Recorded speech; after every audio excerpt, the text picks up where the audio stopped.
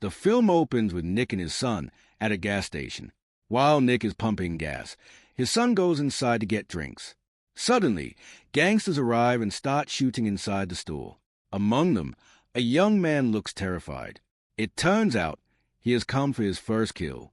His partner says, "What are you thinking? Just kill him." Nick's son begs, "No, please don't kill me." But the young man's gang pressures him so much that he shoots Nick's son, killing him on the spot. Nick attacks his son's killer and catches him to get him arrested, but the killer fights back. Nick manages to pull off his mask and sees his face. Before Nick can do anything, the killer breaks free and runs away. Nick doesn't chase him because he has no time. He rushes his son to the hospital, but it is too late. His son is dead. This loss completely destroys him. Soon, it is revealed that the police have caught the killer. They call Nick to the police station to identify him. Nick recognizes the killer immediately. The trial begins a few days later, and Nick hopes that the killer will get the harshest punishment. But his lawyer explains that the man will only get 3 to 5 years in prison. This is because it wasn't a planned murder. The maximum penalty for this is just a short prison sentence. Nick is shocked and asks the lawyer, "How is this possible? I saw him kill my son. I am a witness." The lawyer says, "Unfortunately, your son had no history with that boy. The gang has an initiation rule where members must kill someone to join, and that night, they chose your son." The lawyer tells him, "We can fight this case for 10 years. You can try your best to get a severe sentence, but he will never get the death penalty." The lawyer advises him that it's best to tell the judge exactly what he saw. This way, the judge might give the killer the maximum sentence possible. But hearing this, Nick is deeply angry. The punishment for his son's murder can't be just 3 years. Nick gets up and leaves. The day of the trial arrives. The killer is brought into the courtroom. When the judge asks Nick if this is a killer, Nick surprisingly replies, "No." He has a different plan in mind. The killer smiles at Nick, as if he has won the case. The judge releases the killer, and all his gang members come to pick him up. Since he proved his loyalty to the gang, they take him out to celebrate. Nick stands at a distance, watching them intently as if plotting revenge against them. As they drive off, Nick follows them. He watches the gang leader drop the killer off at a house. The leader gives him money and then leaves. After seeing the address, Nick quickly goes home and searches for a weapon. He grabs a knife, returns to the apartment, and attacks his son's killer. The young man desperately tries to defend himself, but Nick stabs him in the stomach, killing him. Only after the boy dies does Nick realize his grave mistake. He just committed the same crime that took his son's life. He panics and runs away from the scene. To hide the evidence, he throws the murder weapon into the river.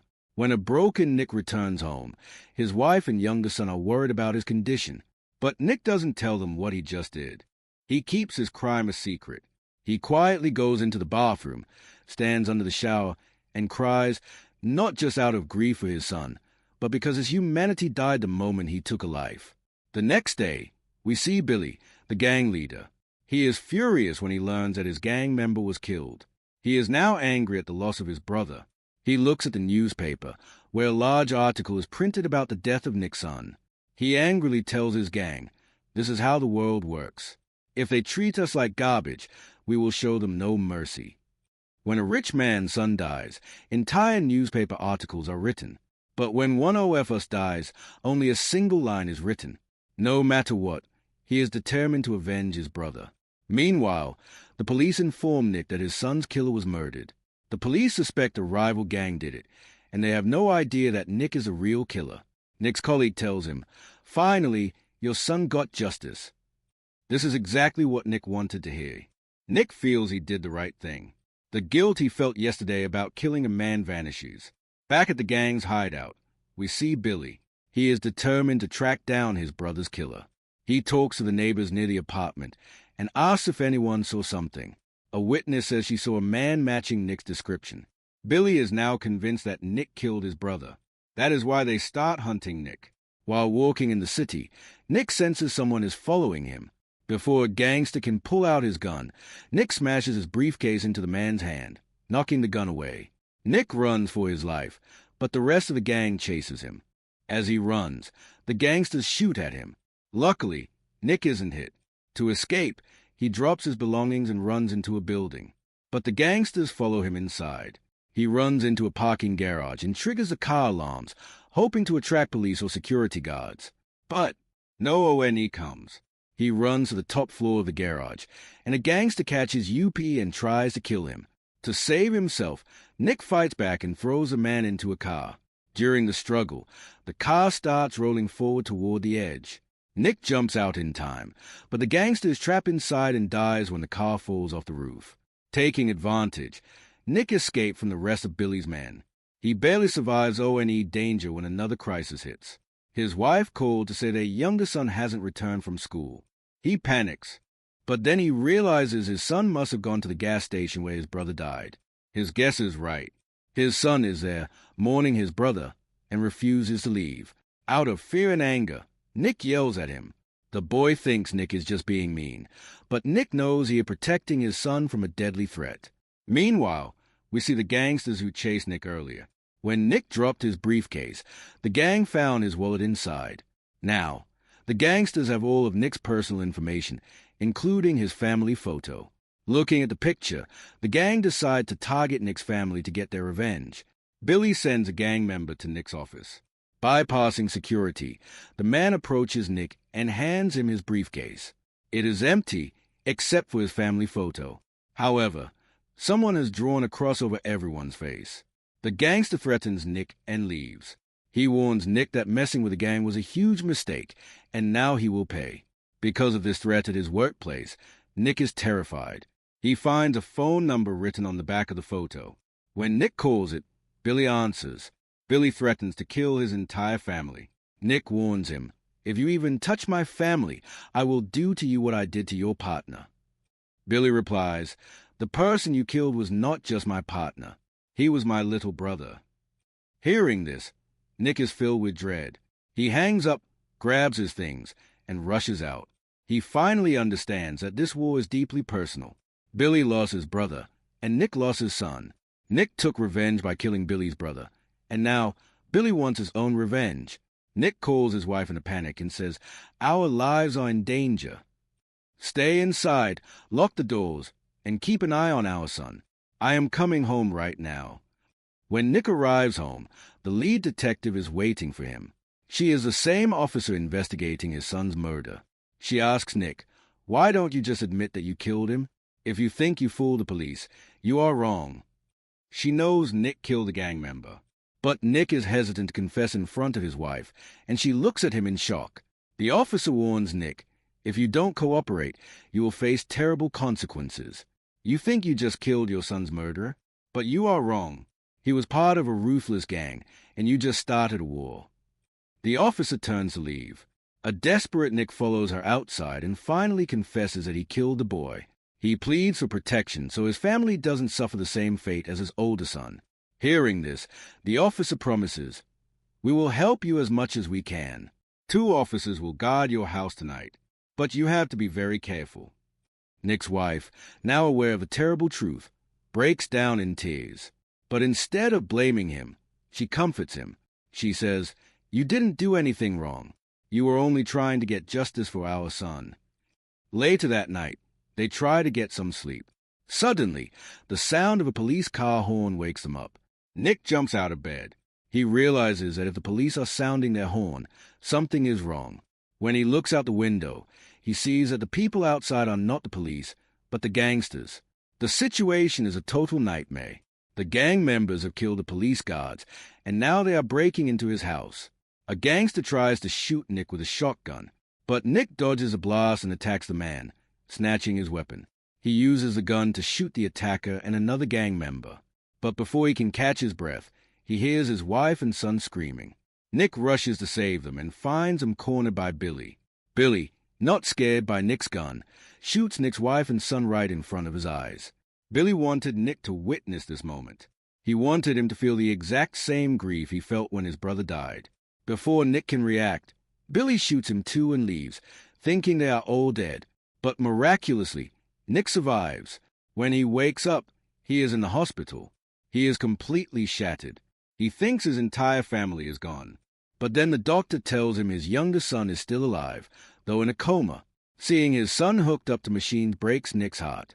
He blames himself and whispers, "Forgive me, I should have let the courts handle it." If he had just accepted the short sentence, the murderer would be in jail and his family would still be alive. Nick returns to his hospital bed and makes a final decision. He must kill Billy and his gang, because if he doesn't, Billy will never stop. The gang will eventually return to kill his son. Just as he plans his next move, the detective visits his room. Surprised, he is awake. She tells him, "You are lucky to be alive. Be thankful for that. And please, do not continue this war. If you go after them, you will die. I know you are angry, but getting more blood on your hands won't fix anything." But Nick ignores her warning. He escapes the hospital without being discharged. His condition is still very bad. He has a severe wound, but he ignores his own suffering. The only thing that matters now is finishing the gang and protecting his surviving son. When he returns home, he shaves his head to change his look. He prepares himself for war. Despite his injuries, he pushes through the pain to get ready. At the same time, he figures out a plan to hunt down Billy's gang.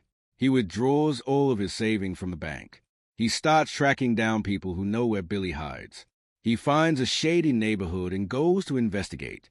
He asks a man standing in an alley where he can find Billy. The thugs just mock him. Their insults make Nick snap, and instead of walking away, he attacks them brutally. Nick fights with so much rage that no one can stop him. He then goes to an illegal weapons dealer. He buys heavy firearms and pays the dealer thousands of dollars in cash. The dealer looks at him and asks, "What do you need all these guns for?" Nick doesn't explain, but as he turns around to leave, he hears the dealer cocking a shotgun. Nick turns back and sees the dealer aiming at him. The man says, "Billy is my son, and the boy you killed in that alley was my son too." Hearing this, Nick freezes. He expects the dealer to shoot him right there. But the man lowers his gun and says, "I won't kill you, and I won't stop you from hunting Billy, because I care more about this money than him. But if you try to shoot me, I will blow your head off." Nick takes his weapons and leaves. He is walking straight into a deadly gang war, and he cannot afford a single mistake. He tracks down one of Billy's friends and kicks down the door to his apartment. The gangster is shocked to see Nick alive, because Billy had shot him point blank. Nick points his gun at him and says, "The only thing that matters is, where's Billy?" Terrified by the loaded weapon, the thug quickly confesses that Billy's gang hides out in an abandoned mental hospital. Nick forces the thug to call Billy on his cell phone and warn him that Nick is alive and coming for him. The scared gangster makes a call and tells Billy that Nick is on his way. But Billy just laughs. He says, "Let him come. We will finish him off." Billy still thinks Nick is just a weak, normal businessman. He has no idea that extreme grief has turned Nick into a ruthless killer just like them. Right then, Nick shoots Billy's friend right in front of the phone. Billy hears the gunshot loud and clear over the phone. He finally realizes that Nick is a serious threat. He tells his gang to get ready for a fight, and they start loading their weapons. Suddenly, a car pulls up to the hideout. It isn't Nick. It is Billy's father, the gun dealer. He tells Billy that Nick just bought all of his heavy weapons. He warns Billy that Nick means business, and he demands that Billy kill him so the father can take his expensive guns back. Billy is furious. His father only cares about money and weapons, not his own sons. Sick of his father's greedy and abusive behavior, Billy shoots his own father dead on the spot. Ever since they were children, their father had only used them for his illegal business. That toxic environment was what turned Billy into a monster in the first place. Right after he kills his dad, he hears a loud crash outside. Nick has finally arrived. He drives his car straight into the building, crushing one of Billy's gang members. Heavily armed, Nick steps out of the car and walks into the dark building. The moment he spots any of the gangsters, he opens fire without hesitation. The powerful weapons he bought give him a major advantage. Nick systematically hunts down the gang members. The thugs shoot back wildly, but Nick uses the surroundings for cover and takes them out ONE by ONE. He gets into brutal close combat fights, killing men who tried to sneak up on him. Finally, the path is clear. Nick stands face to face with Billy. Both men raise their guns and start shooting at each other. Billy misses, and it looks like Nick has won the duel. But suddenly, a hidden gang member shoots Nick from the side, badly wounding him. Bleeding and in extreme pain, Nick manages to shoot the last thug. He drags himself to a bench and sits down. Billy, also bleeding, stumbles over to him. Billy sits down on the same bench right next to Nick and says, "Look what I turned you into. You are just as bad as me now." The cycle of violence ruined both their lives. Billy's brother killed Nick's son. Nick killed the brother, and now everyone is dead. Nick quietly pulls out a revolver he had hidden in his jacket and points it at Billy. Billy stays down the barrel. Billy realizes this is the end. Without another word, Nick pulls the trigger, ending Billy's life. His revenge is finally complete. He slowly gets up and goes back to his family home. He has lost a lot of blood, and he knows he is dying. He sits down on the couch in his living room and looks around. He remembers the happy life he used to have, all the beautiful moments he spent with his wife and children. Because of his quest for revenge, he lost almost everything. That is why this victory brings him no joy. His eyes slowly begin to close. Suddenly, the detective who handled his case arrives at the house. She walks in and tells Nick that his youngest son has woken up from his coma. Hearing this, a faint smile appears on Nick's face. Everything he did today was to make the world safe for his boy. He knew that if he didn't wipe out the gang, they would have eventually come back to finish the job. But now, by sacrificing himself and winning this bloody battle, he has saved his son's future. He has protected his only remaining child from a life of fear. The film ends with Nick smiling peacefully, ready to rest.